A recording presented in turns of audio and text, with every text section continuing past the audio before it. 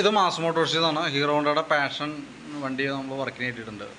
പഴയ മോഡൽ വണ്ടിയാണ്. അപ്പോൾ അതിന് ഒന്ന് രണ്ട് കംപ്ലയിൻസുകൾ പറഞ്ഞിട്ടുണ്ട്. ഒന്ന് നമുക്ക് എൻജിൻ ഓയിലിൻ്റെ സൈഡ് ലീക്ക് പറഞ്ഞിട്ടുണ്ട്. പിന്നെ ഹാൻഡിൽ ബാർ മാറ്റണം, കിക്കറിൻ്റെ ബൂട്ട് മാറ്റിയിടണം, അതേപോലെ ക്ലച്ച് ടൈറ്റ് പറയുന്നുണ്ട്, അത് ലിവറിൻ്റെ ഭാഗത്ത്. പിന്നെ ഗിയർ ചെക്കപ്പ് പറഞ്ഞിട്ടുണ്ട്, പെട്രോൾ ലീക്ക് ചെക്കപ്പ് പറഞ്ഞിട്ടുണ്ട്. അത് പെട്രോൾ ഓഫ് ചെയ്ത് വെച്ചാണോ അല്ലെങ്കിൽ പെട്രോൾ ലീക്കായി പോകുന്ന ഒരു കംപ്ലയിൻറ്റ് പറയുന്നുണ്ട്. പിന്നെ എൻജിൻ ഓയിൽ ചെക്ക് ചെയ്തിട്ട് മാറ്റണം, ഓൾറെഡി കസ്റ്റമർ വിളിക്കണം. വാട്ടർ സർവീസിൻ്റെ കേസ് പറഞ്ഞിട്ടുണ്ട്. അതേപോലെ തന്നെ കിക്കറിൻ്റെ പ്ലേ ചെക്ക് ചെയ്യുന്ന കേസ് പറഞ്ഞിട്ടുണ്ട്. അപ്പോൾ അതിനകത്ത് നമ്മൾ വണ്ടി ഓടിച്ച് നോക്കി വർക്കിന് കയറ്റിയിട്ടുണ്ട്. അതിന് ഓൾറെഡി നമ്മൾ വണ്ടി ഓടിച്ച് നോക്കുമ്പോൾ ചെയിൻ ടൈറ്റ് കാണിക്കുന്നുണ്ട്. അതേപോലെ ബ്രേക്ക് ഒരല്പം കുറവുണ്ട്. അപ്പോൾ നമുക്ക് ബ്രേക്ക് ലൈനർ അഡ്ജസ്റ്റിങ് ഏറെക്കുറെ ആയിട്ടുണ്ട്. അപ്പോൾ മാറ്റാനായിട്ട് ഉദ്ദേശിക്കുന്നുണ്ടെങ്കിൽ അത് പറയണം. നമ്മൾ എസ്റ്റിമേറ്റിൽ അത് ഉൾപ്പെടുത്തണില്ല. പിന്നെ അതേപോലെ തന്നെ നമുക്ക് അതിൻ്റെ തൽക്കാലത്തേക്ക് ഇപ്പോൾ സെറ്റ് ചെയ്യുമ്പോൾ ബ്രേക്ക് ആയിട്ടുണ്ട്. അപ്പോൾ അതുകൊണ്ടാണ് ഞാൻ അങ്ങനെ പറഞ്ഞതിൻ്റെ കേസ് കേട്ടോ. പിന്നെ കിക്കറിൻ്റെ പ്ലേയുടെ കേസ് പറഞ്ഞിട്ടുണ്ടായിരുന്നു. കിക്കർ പ്ലേ എന്ന് പറയുമ്പോൾ നല്ല രീതിയിൽ ഷാഫ്റ്റ് തേമാനം വന്നേക്കണതാണ്.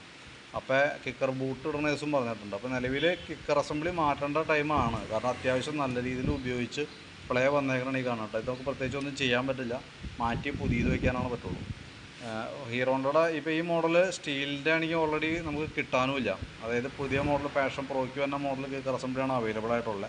അതിൻ്റെ പ്രത്യേകത എന്ന് വെച്ചാൽ ഓൾറെഡി കിക്കർ ഇതേപോലെ തന്നെ, പക്ഷേ നമുക്ക് സ്റ്റീൽ ടൈപ്പ് അല്ല, ബ്ലാക്കാണ് കളർന്നുള്ളൂ കേട്ടോ. അത് നോക്കിയിട്ടൊന്ന് പറയണം. ബ്ലാക്ക് മോഡലാണ് തന്നെ. സ്റ്റീൽ ടൈപ്പ് ഇപ്പോൾ ഓർഡർ കൊടുത്താലും അവൈലബിൾ അല്ല, കിട്ടലില്ല സാധാരണ. പിന്നെ എൻജിൻ ഓയിൽ ചെക്ക് ചെയ്തിട്ട് വിളിക്കാനാണ് പറഞ്ഞേക്കണേ. ഓയിൽ നമ്മൾ നോക്കുന്ന സമയത്ത് ലെവൽ കുറവ് ഒരല്പം കാണുന്നുണ്ട്. പിന്നെ അത്യാവശ്യം കളർ ചേഞ്ചും വരുന്നുണ്ട്. അപ്പോൾ മാറ്റാനായിട്ട് ഉദ്ദേശിക്കുന്നുണ്ടെങ്കിൽ പറയണം.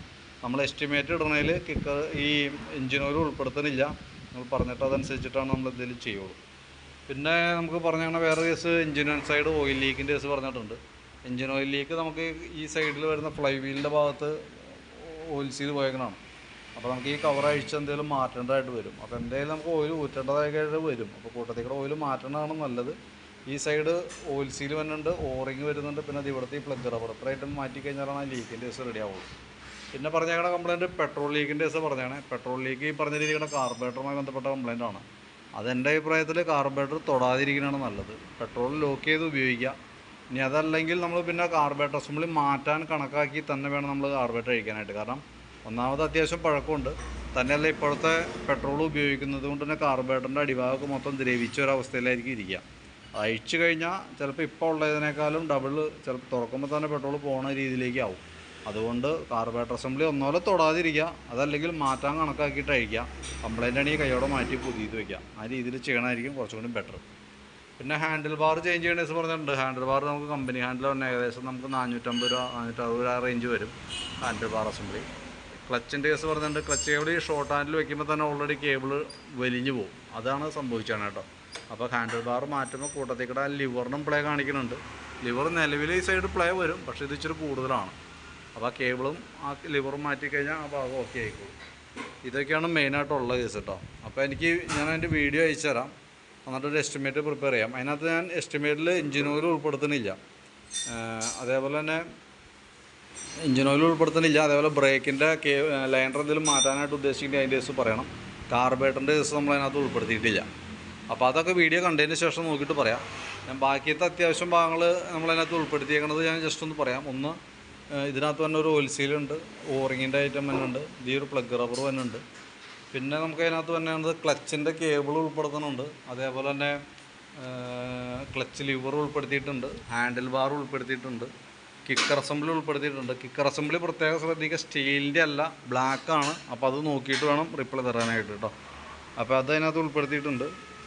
പിന്നെ നമുക്ക് വേണ്ടത് വേറെ മറ്റേ ക്ലച്ച് ലിവറിൻ്റെ കേസ്, കിക്കർ അസംബ്ലി, ക്ലച്ചുകൾ, പ്ലഗ് റബ്ബർ, ഇത്ര ഐറ്റംസാണ് അതിനകത്ത് ഉൾപ്പെടുത്തിയാണ്. അതിനകത്ത് എനിക്ക് ഒരു ക്ലാരിഫിക്കേഷൻ വേണ്ട. ഒന്ന് എൻജിൻ ഓയിലിൻ്റെ കേസ് പറയണം എന്നോട്. അതേപോലെ തന്നെ ബാക്ക് ബ്രേക്സ് എന്തെങ്കിലും ചെയ്യണമെങ്കിൽ അതിൻ്റെ കേസും പറയണം. പിന്നെ അതേപോലെ പിന്നെയുള്ള കേസ് എന്ന് വെച്ചാൽ കാർബറേറ്ററിൻ്റെ കേസ് കേട്ടോ. അത്ര കേസൊന്നും നമ്മളൊന്ന് എടുത്ത് പറയണം എന്തെങ്കിലും. ബാക്കിയത്തെ നമ്മൾ ഇതിനകത്ത് ഉൾപ്പെടുത്തിയിട്ടാണ് സംഭവം ചെയ്യണേ. അപ്പോൾ വീഡിയോ കണ്ടുകഴിയുമ്പോൾ നോക്കിയിട്ടൊന്ന് റിപ്ലൈ ചെയ്യണം. അതനുസരിച്ചിട്ട് വേണം നമുക്ക് വർക്ക് കംപ്ലീറ്റ് ചെയ്യാനായിട്ട്. ഇത് നമുക്ക് ജനറൽ സർവീസായിട്ടൊന്നും പറഞ്ഞിട്ടില്ല. ജനറലായിട്ടുള്ള സർവീസാണെങ്കിൽ നമ്മൾ ഡീറ്റെയിൽ ആയിട്ട് ചെക്ക് ചെയ്യും. അപ്പോൾ എന്തെങ്കിലും കംപ്ലയിൻറ്റ്സ് ഉണ്ടെങ്കിൽ കൃത്യമായിട്ട് അത് നോട്ട് ചെയ്ത് നമ്മളത് അറിയിക്കും. ഇതിപ്പോൾ നമുക്ക് കസ്റ്റമർ കംപ്ലയിൻ്റ് ആണ് പറഞ്ഞേക്കണേ. അപ്പോൾ അതുകൊണ്ട് തന്നെ ആ പറഞ്ഞിരിക്കുന്ന വർക്ക് മാത്രമാണ് നമ്മളതിനകത്ത് ഉൾപ്പെടുത്തി ചെയ്യണം കേട്ടോ. അപ്പോൾ അതിൻ്റെ ഡീറ്റെയിൽസ് എസ്റ്റിമേറ്റാണ് ഞാൻ വാട്സാപ്പിൽ ഇടണേ. വീഡിയോ കണ്ടുകഴിയുമ്പോൾ നോക്കിയിട്ടൊന്ന് റിപ്ലൈ ചെയ്യണം. അതനുസരിച്ചിട്ട് വേണം നമുക്ക് വർക്ക് ചെയ്യാനായിട്ട്. ഓക്കെ.